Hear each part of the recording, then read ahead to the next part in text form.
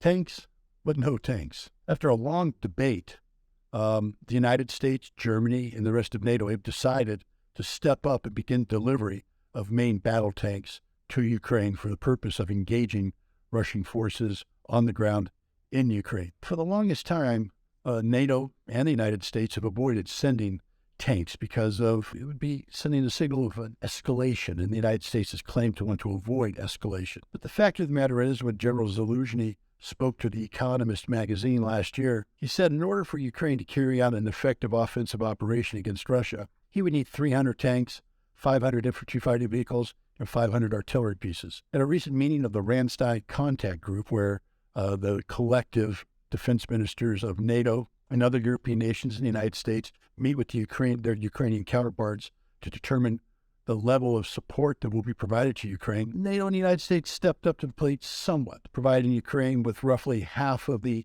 infantry fighting vehicles they claimed to need and about 20% of the artillery they needed. But not so much tanks. Only 14 Challenger tanks from Great Britain were put on the table. But in the weeks that followed, pressure was placed on Germany and the United States to step up to the plate, and now it looks like both will.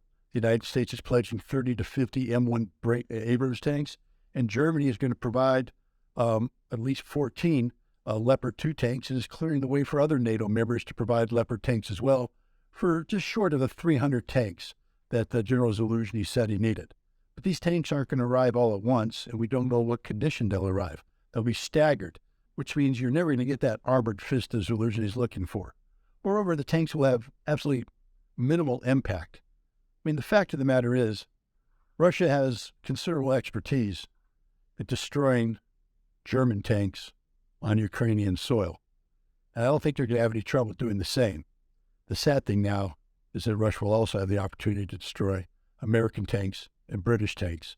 And this is a travesty, given our collective history in destroying German fascism back in World War II. This has been my 2-minute topic. Remember, knowledge is power.